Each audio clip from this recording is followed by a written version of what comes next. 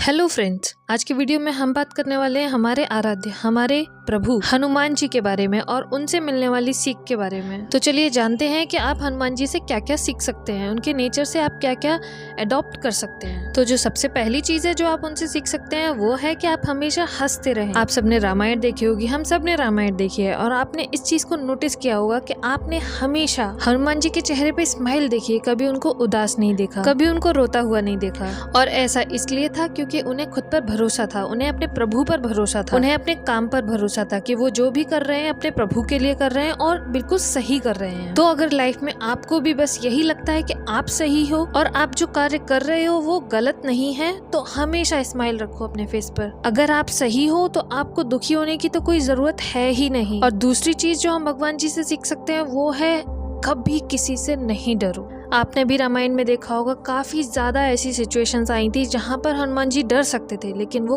कभी कहीं नहीं डरे। चाहे वो कितने ही विशालकाय राक्षसों के सामने हो, चाहे वो खुद रावण के ही सामने क्यों ना हो, वो किसी भी सिचुएशन में नहीं डरे, क्योंकि उन्हें खुद पर और अपने विश्वास पर विश्वास था और उन्हें ये भली भांति पता था कि वो इस लायक हैं कि वो किसी भी सिचुएशन को हैंडल कर सकते हैं और किसी भी सिचुएशन से निकल सकते हैं। और उन्हें ये भी विश्वास था कि वो किसी से युद्ध में हारेंगे नहीं। ठीक इसी तरह आपको अपनी कैपेबिलिटीज का पता होना चाहिए, आप क्या कर सकते हो आपको ये पता होना चाहिए, आप किस लायक हो आपको ये पता होना चाहिए। अगर ये सब चीजें आप समझ पाते हैं तो आपको डर होना ही नहीं चाहिए।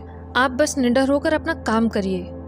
डरेंगे तो वो जिन्होंने गलत किया है, जो गलत है।